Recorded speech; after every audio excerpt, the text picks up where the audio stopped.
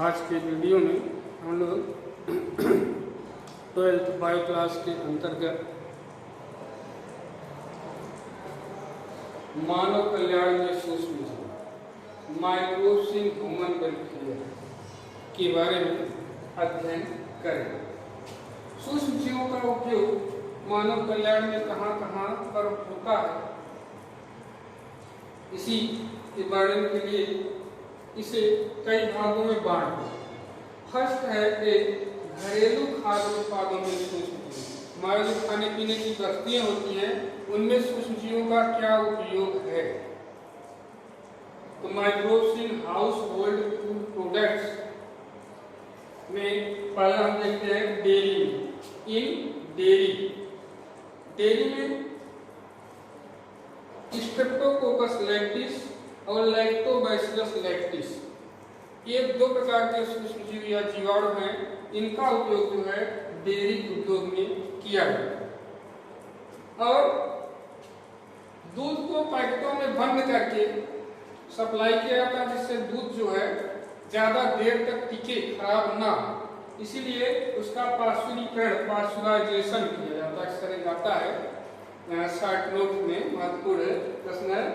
तो दूध को 62.8 डिग्री सेल्सियस पर 30 मिनट 62.8 डिग्री सेल्सियस पर 30 मिनट तक गर्म किया जाए और एकाएक उसको ठंडा करके पैकेटों में बंद कर दिया जाए।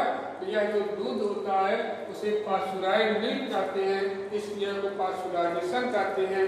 इससे दूध के अनेक जीवाणु जो है जो दूध को खराब करते हैं वो मर जाते हैं और उनके बीजाणु ज्यादातर खत्म हो जाते हैं।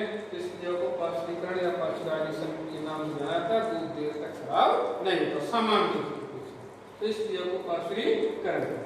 इसी तरह दही बनाने में कर्ड में भी स्ट्रेप्टोकोकस लैक्टिस का उपयोग जो है दही बनाने में सूक्ष्म जीव का उपयोग किया जाता है। पनीर, जिसे चीज इंडस्ट्री कहते हैं, पेनिसिलियम कोलिनवर्टी कवक है, पेनिसिलियम रोडफोर्टी, इसका उपयोग जो है पनीर बनाने में किया जाता है सूक्ष्म जीवों।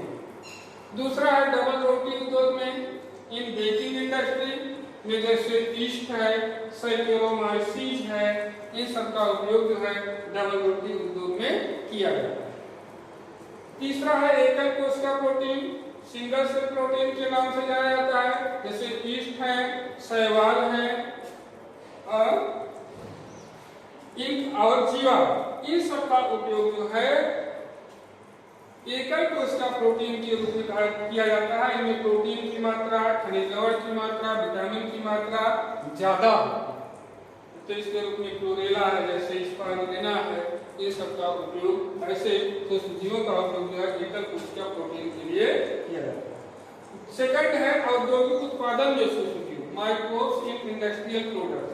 औद्योगिक उत्पादन में कैसे सूक्ष्म जीवों का उपयोग किया जाता है? तो फर्स्ट है इसका किण्वित पेय पदार्थ, फर्मेंटेड बेवरेजेस के रूप में, जैसे शराब बनाने में ईस्ट का उपयोग किया जाता है सूक्ष्म जीव का। ईस्ट में दो एंजाइम होते हैं, इन्वर्टेज और जाइमेज। इन्वर्टेज जो है ये गन्ने के रस या शर्करा को जो है ग्लूकोज और फ्रक्टोज में तोड़ देता है। जाइमेज जो है एंजाइम या ग्लूकोज को जो है एथिल अल्कोहल और कार्बन डाइऑक्साइड में तोड़ देता है, तो यह क्रिया क्लोन कहलाती है। तो इसमें जो है ईस्ट का उपयोग किया जाता है। इस तरह तंबाकू उद्योग में, टोबैको इंडस्ट्री में सूक्ष्म जीवों का उपयोग किया जाता है, जैसे बैसिलस मेगाथीरियम, माइक्रोकोकस कैंडिडेंस, ये जो है चाय की पत्तियों में जो है ये स्वाद और सुगंध बढ़ाने का कार्य करते हैं। तंबाकू ये स्वाद और सुगंध बढ़ाने का कार्य करते हैं। फिर चाय है टी इंडस्ट्री, इसमें भी माइक्रोकोकस कैंडिडेंस का उपयोग किया जाता है। औषधियाँ, कई दवाएं होती हैं, मेडिसिन जैसे पेनिसिलिन, एंटीबायोटिक दवा है पेनिसिलियम नोटेटम से तैयार किया जाता है। सप्तम पेनिसिलिन का आविष्कार अलेक्जेंडर फ्लेमिंग, अक्सर एक नंबर का आता महत्वपूर्ण क्वेश्चन है, अलेक्जेंडर फ्लेमिंग ने किया था पेनिसिलियम क्राइसोजीनम के द्वारा। इसी तरह सिरका उद्योग में, विनेगर इंडस्ट्री में भी जो है सूक्ष्म जीवों का उपयोग किया जाता है, जैसे एसिटोबैक्टर एसीटी नामक जो है सूक्ष्म जीव, इसका उपयोग जो है एसीटी का उपयोग जो है सिरका उद्योग में, मेजर इंडस्ट्री में किया जाता है। तीसरा है वाहित मल उपचार में।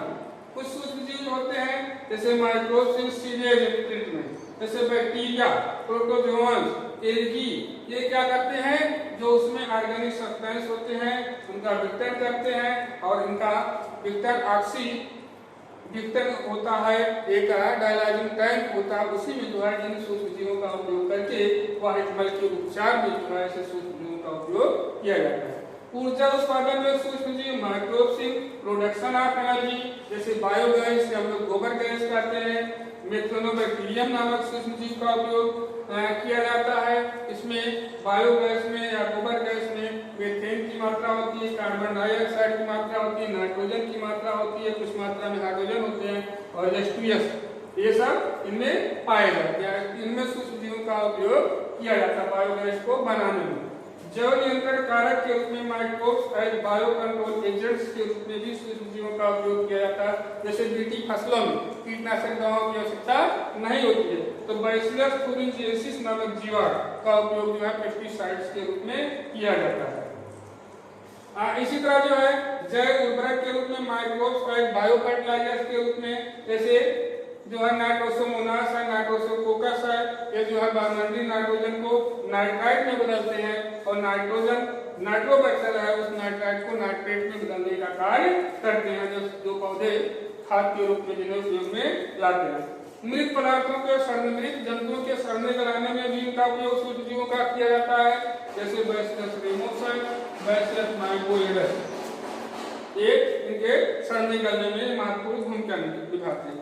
नाइट्रोजन स्थिरीकरण, नाइट्रोजन फिक्सेशन में भी सूक्ष्म जीवों का उपयोग किया जाता है, जैसे एजोटोबैक्टर है, क्लास्ट्रीडियम है, ये सब पृथ्वी में स्वतंत्र रूप से पाए जाते हैं। दलहनी फसलों में राइजोबियम लेग्यूमिनोसेरम पाया जाता है, ये सब जो है वायुमंडलीय नाइट्रोजन का स्थिरीकरण करते हैं। इसी तरह नास्टाक है, नीलहरी शैवाल, एना, बीना, ये सब जो है वायुमंडलीय नाइट्रोजन का स्थिरीकरण करने का कार्य करते हैं। और लास्ट पॉइंट है जैविक अनुसंधानों में, इन बायोलॉजिकल रिसर्च में भी जो है अनुसंधान रिसर्च में खोजों में जो है सूक्ष्म जीवों का उपयोग किया जाता है। ये जीन की विशेषता, जीन की क्रियाशीलता के बारे में अध्ययन करने में, जैसे ईस्ट है और न्यूरोस्पोरा, तो ऐसे सूक्ष्म जीवों का उपयोग विभिन्न स्थानों पर घरेलू खाद्य उत्पादों को बनाने में, औद्योगिक उत्पादन में, जैसे तंबाकू, चाय, औषधियां, दवाएं बनाने में, वाहित मल के उपचार में, ऊर्जा उत्पादन में, जैव नियंत्रण में और जैव उर्वरक के रूप में, और लास्ट में जैविक अनुसंधानों में जो है सूक्ष्म जीवों का उपयोग किया जाता है।